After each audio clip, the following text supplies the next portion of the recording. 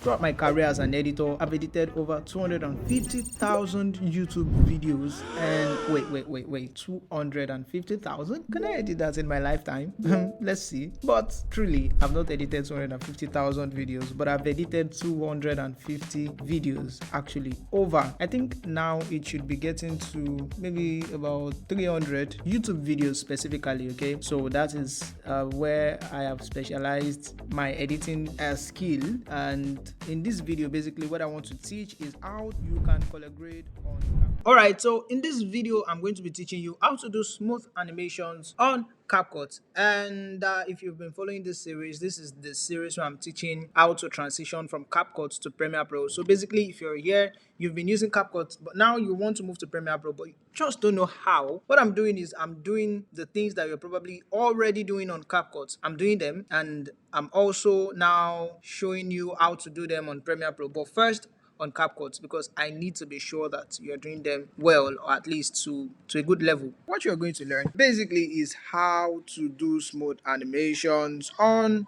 CapCut. Okay, so I have my mirror board here. I am going to give you the sauce. I'm going to give you everything that I know. I'm not saying everything you need to know. Okay, so my promise is everything I know and how I actually achieve smooth animation on CapCut. I use Premiere Pro now, more of Premiere Pro than CapCut, because CapCut just takes a lot of time. Okay, so because I can't save presets, okay, when I make animations on CapCut, I can't save them as presets. But if what you have access to right now, what you know how to do right now is CapCut, this is how to achieve smooth animations on CapCut. And basically, this is part of a series. And what I've been teaching in this series is how to transition from CapCut to Premiere Pro. So I'm going to teach you how to do this smooth animation on CapCut. After that, there will be a link to a video where you learn how to do the same thing on Premiere Pro. So I'll be doing it on CapCut and on Premiere Pro. Actually, I've done this particular one on CapCut. I just want to show you how you can achieve the same thing. Okay, so we're going to dive right into it. Again, what we'll be learning today is how to achieve smooth animations on CapCut, and I will be showing you how to do the same on Premiere Pro as well, if you're moving from CapCut to Premiere Pro, or if you will move in the future, because you will move except if you leave it in the future. Okay, so and maybe CapCut does something very fantastic that makes them superior to Premiere Pro. The source is basically the principles, what I think of my thought process basically when I'm editing. Okay, so when I bring this down, the main thing I'll be teaching you here is keyframing. Okay, for you to achieve animations, you have to understand keyframes. Okay, keyframe is where your heart and your soul should be. And I'll show you how to use keyframe to animate, not only to animate, but to achieve smooth animation, because that is what is going to make you stand out, especially if you're editing YouTube videos. This series or this editing tutorial is going to be more valuable for YouTube editors. I wouldn't lie to you. Okay, if you're in any other industry, it will be helpful to you, but if you're editing YouTube videos, you'll find it's very helpful. Okay, so keyframing, and I just need to quickly mention something. This is our editing software. We're going to dive right into it shortly, but let me just mention something quickly. Okay, so what we are doing is we are taking graphics and we are giving them movement, and that is what is basically called animations. So what we use to give them movement is keyframes. So keyframes can be used for many things, and I will show you what a keyframe is in case you don't know that. I will show that to you in the video. They can be used for many things, but in this video I'm just going to show you how you can use them to animate. To animate simply means to give an object movement. So you are giving the object movement. And aside from animating, I'll be teaching you how to do smooth animations and some very crucial things you should have in mind, which is the source. So watch this video to the end. Okay, so now we're on CapCut. I made this video edit on CapCut actually. I will definitely do the same on Premiere Pro as well and show you how I'm able to achieve it. So I believe I will be adding this particular video in the beginning, so you're going to watch it and you know everything that is in it already. So I'll just play it again, maybe the first 5 seconds, and I will explain how I achieved that. And by doing that, throughout my career as an editor, I've edited over 250,000 videos. And wait. Okay, so that's a quick one, and I'm not sure if you can hear the audio, but at least I'm sure you can see my career as an editor. I've edited over 250 videos. And wait. And of course, you can see I can't hide this. This is my Premiere Pro timeline. Okay, so everything I'm doing here is on Premiere Pro. I didn't copy the video and then start playing it on CapCut. Okay, so I achieved everything. Everything. Can I edit that in my lifetime? Let's see. But truly, I've not edited 250,000 videos, but I've edited 200, but I've edited 250 videos. Okay, so that's about 16 seconds. So let me just show you. The first thing you need to understand when it comes to keyframes is that you need to hear this and understand this if you are going to actually get the full understanding of editing. Okay, so keyframes are like, okay, let me come back by first explaining what a frame is. Okay, so in a video, what you have in a video is a combination of frames. Okay, a frame is simply one picture. Yeah, a frame is one picture. Okay, and when you have 30 frames, you have motion, because it means that that picture moves from one frame to another. You have 30 frames. In other words, you have 30 pictures. Think of frames as pictures. Okay, pictures don't move. Okay, but when you have 30 frames, you have 30 pictures, and you cannot have 30 pictures and it is the same picture. Okay, if they are different pictures, then that means there has been movement occurring. So the way video works, and maybe you've been hearing these things about 30 fps, 25 fps and all of that. I did not used to understand them before, and I'm someone who always likes to understand things, especially things I'm dealing with. So I actually researched and I thought about it. Why do they call them fps? The reason they call them fps is because fps stands for frames per second. In other words, if you have 30 seconds, here I have 15 seconds. Actually, you can see on my timeline here it says 15 seconds, and if I zoom in here, I don't know if you can see this, you can see 12f, 15f. I'm on the 15th frame right now. So what this is saying is that from this point to this point, there are 15 frames. So if I am moving forward frame by frame, I can use my arrow key to do that. You are going to see that when I get here, I would have pressed this button 15 times. And let's give that a try. 1, 2, 3, 4, 5, 6, 7, 8. And you can see as I'm moving, things are moving on the screen, right?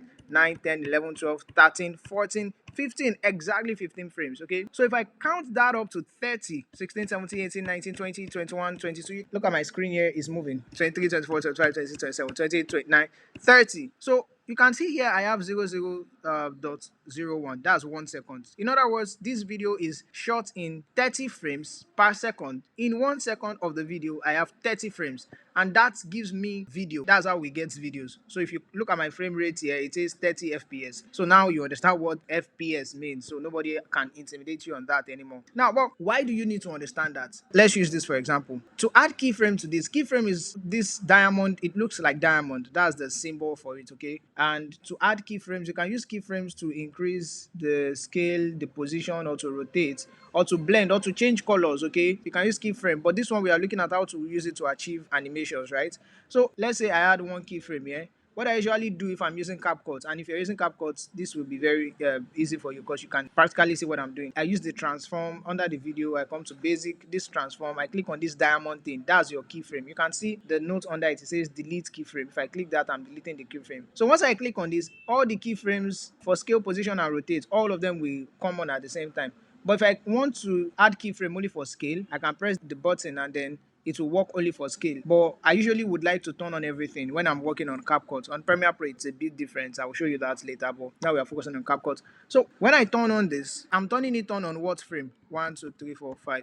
1, 2, 3, 4, 5. Okay, wait, let's go back. 1, 2, 3, 4, 5. So this is the 5th frame, and I'm adding keyframe to this point. 6, 7, 8, 9, 10, 11, 12, 13, 14, 15, 16, 17, 18, 19, 20, 21, 22, 23, 24, 25. 25, right? So this is the 5th frame. This is the 25th frame. I can add a keyframe to this frame, and you can see the word frame coming again and again. It's important for you to notice that. So once I add this, one thing I can do, or the way that keyframe is used, is you use keyframe to communicate to the video. You use it to give it instructions. It's more like that's your coding language for video editing. So you use keyframe to tell this video from this point to this point, do something. That's basically what you use it to do. You use it to control your video, basically. There are different ways, or there are different things you can ask your video to do with the keyframes, and one of them is to increase the size. So you can say, yeah, I want the scale, which is the size of this video, to be 100, which is what it is right now. But when it gets to this point, I want it to be 150, meaning I just want it to zoom in. That's what scale is used for. So I can just bring it up right here. Now you can see that the reason it's not affecting everything is because I'm actually on this photo. That's why only this photo is increasing with the keyframe. Every other thing is not increasing. There's a way I am able to actually adjust everything on screen. But I believe I am making this video for either beginners or people who have gotten started and they are learning on YouTube themselves. I've done that myself, so I know there are people out there searching for videos, and they are basically beginners or someone somewhere in between. Okay, I've started using the software, but I want to understand something better. So I'm not teaching experts. If you're an expert, maybe you should just click out. Yes, thank you. Now let's continue. Okay, so I increased the photo with this using keyframe. So what I've done is I've told this editing software, I've instructed it that from this point to this point, let that picture increase. Okay, because this is only for the picture, because the keyframe is only on the picture. If you look carefully into this, you're going to see that you're seeing my head and my cap, what I did there. Okay, so that is basically the first thing I need you to understand about keyframe. So I'm going to delete, the way I can delete this keyframe if I don't want this, to undo what I have done is click this again. It has removed that instruction, and also click this. Okay, so I really just wanted you to understand keyframes. So that is what a keyframe is. We're not going into the source yet. Okay, if you understand what a keyframe is and how to use it, you can move this video forward. Feel very free, but I'm going to teach the beginners. Yes, they also need to learn. Animation is now adding movement to your graphics or to your video if it is a video you're editing. So back on CapCut, I'm going to show you first how I throughout my career as an editor. I'm going to show you how I achieved all of this. I'm not going to talk about the sound. I'm not talking about sound in this video. I'm focusing on animation. So the first thing that you see on screen is text. The way that I achieved this, I have compound clipped this. Okay, and compound clipping is something that is going to be very important to you if you're using CapCut. Have that in mind as well. Compound clip means I added multiple elements together. I just added them together. If you use Premiere Pro, it's the same thing as nesting. Okay, when you nest a sequence, that's the same thing with compound clip. Okay, so I've created a compound clip. I will go into it and show you what I did. Okay, please, everything I'm doing now or everything you are seeing might seem overwhelming to you if you are just getting started, right?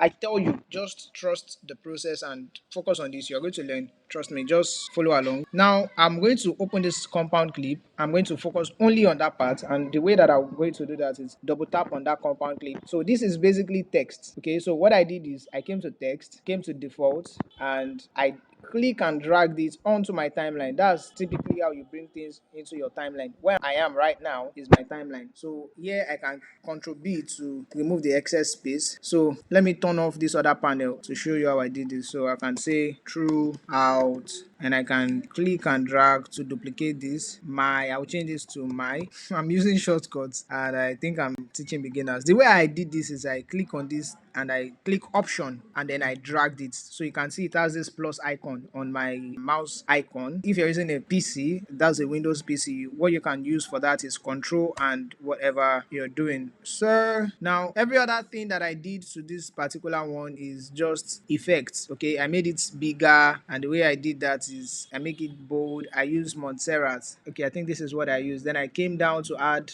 glow. I added this one, and I didn't adjust anything for this particular one. And then you can see if I click play here, nothing is happening, right? It's just plain text. But if you come down, let me delete this. If you go back to, you can see there's this button here. So that's how I go back to my timeline. If you click this, you go back to your timeline. I compound clip them together, and the way I did that is select the two texts when they were still in this place, right click on them and click create compound clip. For now, don't focus on that. Let's just focus on something else, what I'm talking about right now. So you notice that if you click this frame by frame, the way I'm doing that is using the arrow key. 1, 2, you can see it is moving. The text is moving. The movement is very subtle, but it is actually moving. So what I did was, because I understand the principle of constant motion, which we are going to talk about, is part of the source, by the way. I come to video here, and after compound clipping them, in fact, that is the only reason I compound clip them. I compound clip the text to turn it into a clip. A clip is more or less a video, and there are some effects I can't add on a text, but I can add them on a clip, especially on CapCut. So I made it into a clip or a video if you want to see it as that. Then I came down to AI movement, and I added something like, I don't know if you're familiar with it, but there's something they call handheld shake, or all of these shakes that people use on Premiere Pro. So this is something like that. Okay, so it's just adds subtle movement. Okay, there are different ones here, but I just used this one. And when I added that, you are going to see that it moves from left to right to left. That's the text. Okay, from left to right, from left to right. Okay, so that makes it more engaging. So that was how I achieved that. And the things I'm doing here right now, you should probably open your CapCut software and do the same thing. So basically, all you need to do is type something, bring in your text onto your timeline, type something like throughout, and change the font to whatever. You can change it to energy, and let me turn off every other thing. Turn off this, turn off that. I'm only here, and I go down, I make it bold. I go down, I add glow to it. I add this kind of glow, and I could make it a little bit bigger. bigger. I'm basically replicating what you saw the other time. Option and drag and and I'm done with the text. The other thing I need to do is to make sure it is synchronized. I'm not going to do that right now. All I want to do is show you how I achieve this. Then I select these two. I click and drag with my mouse. I make sure they are selected, meaning both of them have this white outline you are seeing right now. And I double click. Because I'm using a MacBook, the way it works for me is I use two of my fingers, I press it down on my keyboard because I'm using a MacBook and I don't have an external mouse right now. So I click create compound clip.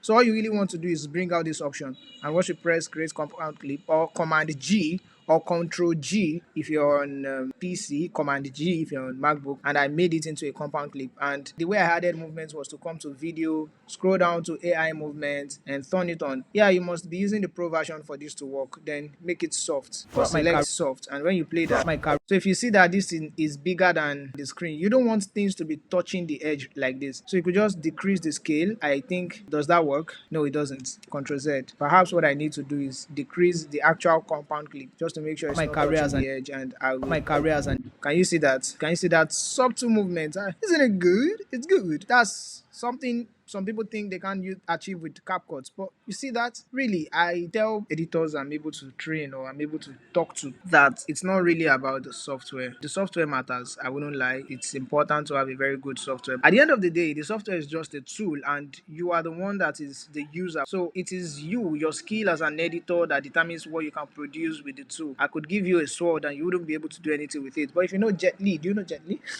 Jet Li is an actor, or that's not his real name, but that's what we know him. The character he plays that made him popular, I believe. Is that his real name? I'm not sure. But he fights with sword, with stick, with whatever, and he fights well. He makes the sword valuable by using it the way it should be used. So the same goes for you as an editor. So now we have seen the first thing that I did here. And usually, yes, I'm showing you how to animate, but really, before you can do all of this, you should actually have watched the video, have an idea of what you want to achieve. Okay, this is just the how to, the thought process behind it. I did not teach it in this video, and this video is already 20 minutes long. I know that this video is going to be long, so it's only the serious people that will watch it till the end. Now the next thing we are going to do is look at this shape. Is the next thing we can see, right? So I just downloaded this shape from Canva, and what I did was I just put it under the text because I saw that the text needed to actually stand out. I didn't want all of this to convince you, and that's very important. You don't want to confuse your viewers. Okay, you want to help them to better understand what you're saying. You want to direct their focus, their attention when you are animating. You want to understand that it is human beings that are watching your video. So I just put this black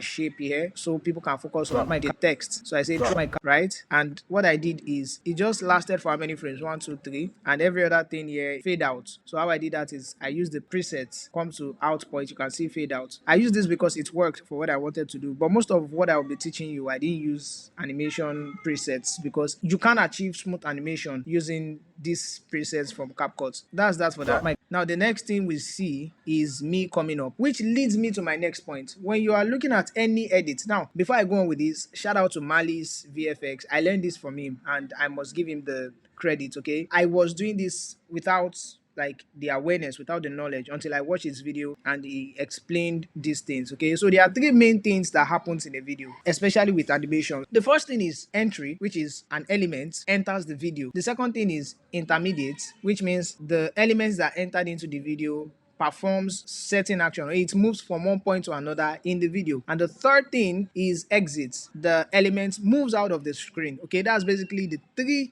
things that your object or your element do in videos. Those are the three things. So the first thing is entry. For example, this text coming on screen, this is entry. There's no even entry point, guys, because we just met it on screen, so we can't really say an entry point. But you see this shape going out, that's an exit. Under animation here, you see they acknowledge in and out. The third one is combo that they put here. Okay, so this combo for them is the combination of whatever, but they mainly acknowledge this in and out point. So in point is animation entering into, out point is animation going out, and then there's another one called intermediate. We're going to see all of that in this edit breakdown. So fade out, this means this shape is going out, and as it is going out, this element, which is my picture actually, is coming up. At the same time as it is coming up, the text is going out. Okay, I did not give it, this was just a sharp going out. It wasn't, I didn't add any animation to it. I could have made it fade out, but I didn't do that. So at the same time when this picture is coming out, my cap is also coming onto my head, okay, my graduation cap.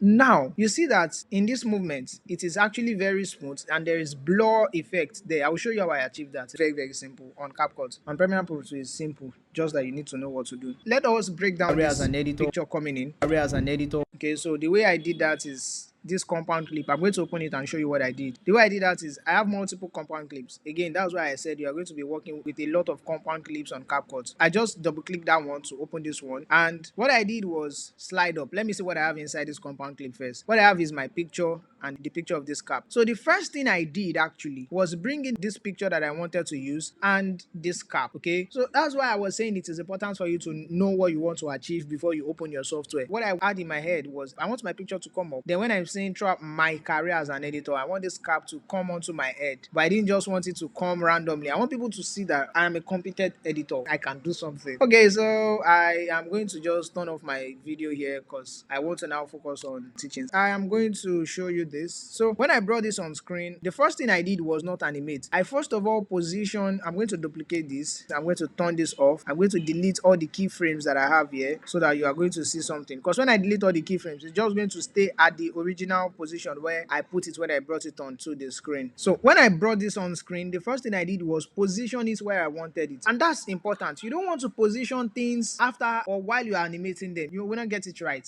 Okay, it's just going to be more difficult like that. Okay, so what you want to do is to make sure, for example, you want to put a cap on someone's head. First of all, put it there before you even animate. The number one principle of animation, or not number one, but one of the principles is whatever you want to achieve, whatever animation you want to animate, first of all, get the object or the element, okay, get them in position. So this is what you want to achieve, right? Now you can begin to add how it will come in, how it will move in the screen, and how it will go out, because now you have put it where it should be. So I'm going to delete this and I'm going to have this. So what I did here was from this point to this point, nothing was happening. I used this keyframe. You can see now everything here is turned on. I use this keyframe to take it outside. You can see if you look closely, you're going to see that it is outside the frame, meaning outside what you can see. So I took it outside and then I brought it inside. What I used to bring it in, you're going to realize that I use multiple keyframes here. I actually used multiple keyframes. So I use the keyframe for position. You're going to see when I'm here, the Y position, which is the movement from this side to this side. You can see how my mouse is moving to this side. That's the Y position. And this place, the Y position has changed. Even the X position actually changed to X position.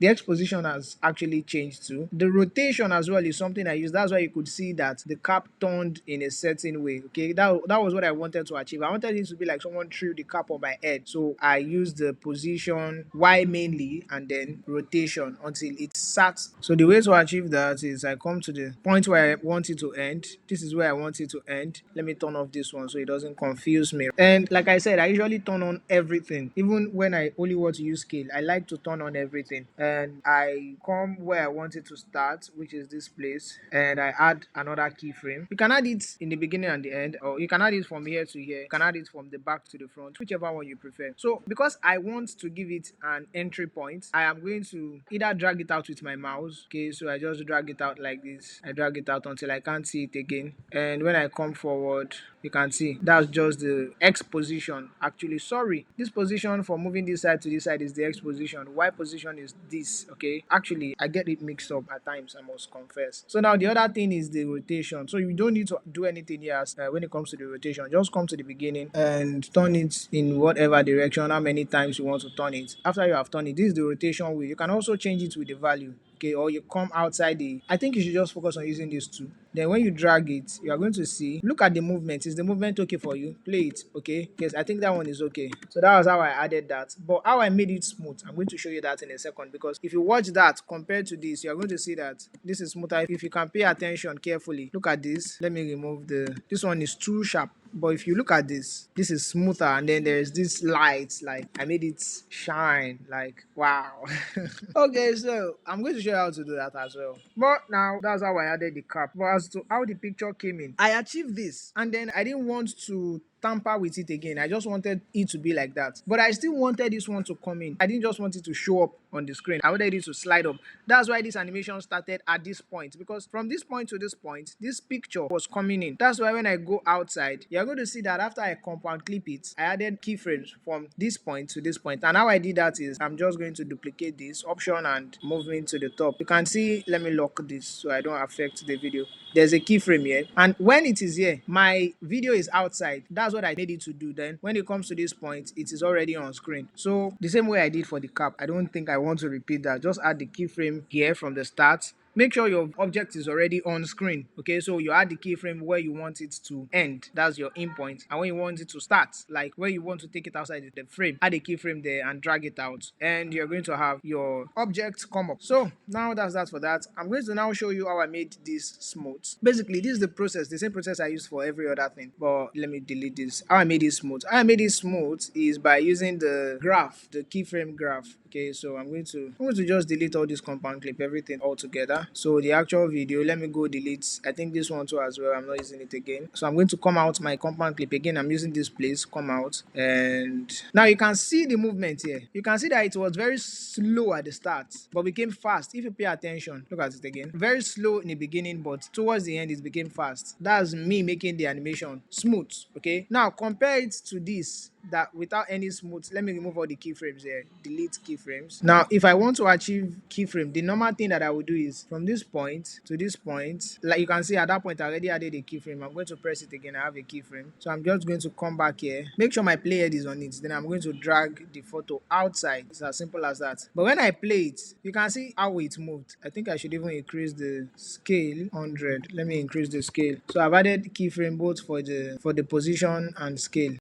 Nope, that's not what I want to achieve. Let me take it. Okay, this place should also be 100 just to be on the safe side. So I don't know why this is doing like this. It shouldn't actually. Okay, I see what is happening. After this keyframe, it's trying to adjust back to the scale that it was in the beginning, the initial scale. But I don't want that to happen. So I'm just going to say from this point to this point, remain 100. Okay, 100. Why? Because there's something I am actually trying to show the people that are watching this video. So remain 100. Now you are going to see, look at that movement. Pay attention to me coming in. Compare it to this, the one I made. Can you see the difference? I hope you can see. This is just coming in abruptly, while this other one is slow at the start, fast at the end. How did I do that? If you have added your normal keyframes, the next thing you want to do is double click on your keyframe to bring up the graph. When you double click on it, you're going to see show variable speed animation or command K. Actually, the best way to learn, especially what I'm doing now, is to follow along. Okay, so I should watch this video, pause when you need to take action, come back to it, keep watching. Okay, this is not something you watch and you just watch it and consume it. Okay, this is something I'm teaching and I'm intentionally teaching you. Okay, so show variable speed animation, and now you are seeing this graph. Okay, this graph is basically where the magic happens. So you can see the transform here. This is the graph for these things. Okay, basically what you do with the graph is give it more specific instructions, and what I mean by that is you can say at this point to this point, I want this element to be slow at the start, then fast towards the end, and that gives it, I'll basically tell you the typical instructions that you should give your graph editor to achieve the kind of smooth animations I have achieved. Okay, so since I didn't do anything on scale, I don't have any, you can see that the line is straight. Okay, don't let this line overwhelm you. The moment you use it for some time, you will get used to it actually. So look at this, the line is straight. Just look at how the line looks, and this is for scale. I didn't do anything with scale, that's why we have the same line throughout. So I'm going to close that down. You can see there's an arrow key beside scale, so I'll use it to close it. Then X, let's see the X position, the X axis, which is going from left to right. I didn't use anything under that. But for the Y position, you can see that I have this go this direction. That is because from this place to this place, there was movement. Now, you can see how my graph is giving this S vibe. It didn't happen unintentionally. I added it. I added that graph to it to make it smooth. Under rotation, there is nothing because we are now dealing with the actual photo. So I didn't add any rotation here. So it's just for the Y axis. So I'm going to do exactly the same thing. Actually, what I typically do for things that are coming into the screen. I just decided to do something different here. So you make rules to break them. No, you don't make rules to break them. I don't believe that. But there are certain rules that you should actually break when you understand the principles. But typically, the rule of thumb you want to follow for animation, especially using your graph, is you want your graph to look a certain way when you are bringing something into your screen. For example, the way this is meant to look is the line here should be at the end. This line should be at the end. While this line, let me click on my first keyframe. While this line, this one that I'm looking at now, should be here too. So you want it to be long and sharp. What I mean by that, you are going to see it in other keyframes that I'll be showing you. I click the edge and I press my shift to make sure it is in line. So I drag it like this, and then I come down here, click on this particular keyframe, click on the line, and I drag it to this point. Make sure it doesn't go down like this. Make sure it is straight and it enters into the keyframe. So that way you have, maybe you should take a screenshot of this. So you keep it, because this is typically how you want to do your animations when things are coming onto your screen. So you are going to see how smooth it is. Wow, look at the smooth movement. I think this is even better, right? So it is just giving this smooth movement compared to when you have something like this. Can you see the difference? It's just too abrupt. It's too novice. So compare that is smooth to this that is not smooth. So let's make this one smooth too. And how we do that? How do we open the graph editor? You can either press Command K, Option K rather, or Control K, or you double click on your keyframe and you say Show Variable Speed Animation, and then you go to the value you want to adjust. We are not adjusting the scale now. We're adjusting the Y axis, the Y value, the position from bottom to up. So you can see how sharp this is from this edge to that edge. That is why the movement is not smooth. So what you want to do is zoom out so that you can see this. So to zoom in and zoom out, I'm using my mouse. So I think you should know how to do that. If you don't know how to do that, let me show you how to do it. Look at me now, right now. See, this is my fingers, two of my fingers. I'm going to put them on my mouse like this, and I'm going to separate my fingers. So I'm zooming out. To zoom in, I'm going to bring together my mouse and I'm zooming in on my timeline. So I'm zooming in to see this. This is what I'm looking for. So what I want to do with that is I want to click this preset curves. We are not using presets. You can use presets here, but I want you, if you're just learning about keyframes, to first start making yours. Understand how it works before you begin using presets back to back. So whenever the preset doesn't give you what you want, you can actually adjust it. So what I will do here is click on this cubic ease. Why? Because with that cubic ease, I'm able to get these lines, and that's what I'm looking for. So what I do is when I get this line now, you can see with that self, it is even much more smoother. So I'll just press shift and drag this to the end. Then this one, I'll hold this to press shift and drag it inside. Now I have this curve. Okay, so when you have this curve, it is usually very good for entry points. Anything you are bringing on screen, it is usually good for that. So we're going to just leave it at that. Now if I go into my compound clip and I show you the graph editor of this, no, not of this one, is it of this one? Yeah, it is. Option K to go and see that. We didn't do anything on that scale, but we did something under the X axis. You can see that I follow the same principle here as well. So sharp, long. Okay, this time I think I just wanted to do it my way. But what you should do is, well, if you look at it and you're okay with it, I was okay with this, so I just did that. But for the in points, what you typically want to use for the in points is shift,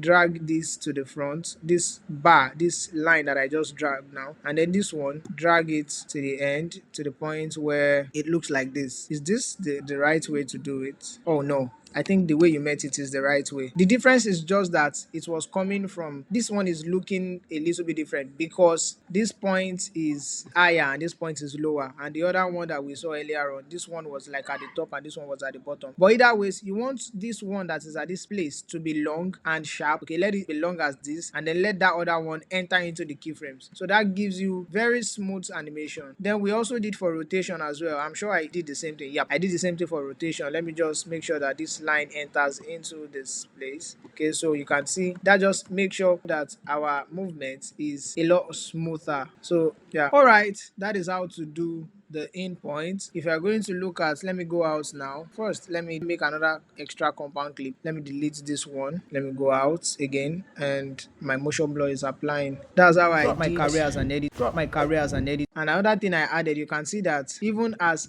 everything is happening, I'm still moving, kind of. I'm not still. That's because of the principle of constant movement. So what I used to achieve that is after making everything, like after literally making the cap come in, making me slide up, making the cap shine bright a little bit, shine blue a little bit, and all of that. And I came here, compound clip everything, and AI movement. I added this dynamic movement to it. All right, that is number one, how to do smooth animations. We've just covered the entry point. Really, I think I want to hold on here, and there's going to be another video following this. This is already 47 minutes. I know you might need to practice that, and in the next video I'll basically show you how to do the intermediate point. I've done it here actually in this video. 250,000. You watch this video. This me moving from this forward backward, and then at the same time my timeline, whatever you are seeing behind this one, moves forward while that moves backward. I wanted to achieve this kind of feeling. I wanted to communicate something actually, and you can see what happened there. I would explain all of that, okay, but not right now. So but this is intermediate movement. Then this my picture going out is exit, okay, exit movement. And I'm going to stop here right now and watch out for the next videos. If you've not subscribed to this channel, hit the subscribe button. And you need to know that we are making this channel because we are basically interested in helping you learn everything you want to learn about editing, at least to the ones that we know, right? So about editing. And why are we doing that? Because we know when you watch, when you subscribe, when you share the video, this channel is going to grow, and when it grows, we generate revenue. We're also going to use that revenue to empower other people who do not have access to YouTube, who don't have access to the equipment that you have access to, but we will do very well if they have this access. So we're going to be using the revenue coming from this channel to support them, and all you really need to do is to learn, because we are practically giving something very valuable. So you just have to watch the video, like them, subscribe, invite your friends to subscribe to this channel as well, and drop comments. Let us know your feedback. Are we teaching well? What do you think we should eliminate from what we are doing? Because there would also be other people coming on here to teach their stuff in the future. But basically, the purpose of this channel is for us to grow it this year, particularly to 1,000 subscribers, and every other requirement. I think that's about 3,000 watch time or thereabouts on this channel. Then we'll begin generating. The plan is, even to get started, let's achieve $100 per month. It's going to do a lot. I know it seems small to you, but where I am right now, if I pick up $100, I can buy a laptop for, I can say, one person, and that one person would get started with his or her journey into tech. Okay, that's a very practical way to me of supporting somebody. I could even also use that money and maybe get some other people to donate and host a tech event in this very I don't know what to call this environment, but that's going to help people see that there's a new direction that the world is going to, and they shouldn't be left behind. Okay, so like, subscribe, share this video with someone, and let me know your feedback in the comments. If you are watching this video to this point, I'm telling you, you are very serious about your life, and I'm looking forward to the results of the time and all that you are giving to yourself by learning. Okay, so I'm rooting for you. Also support other people by supporting this channel. Have a wonderful day, and bye.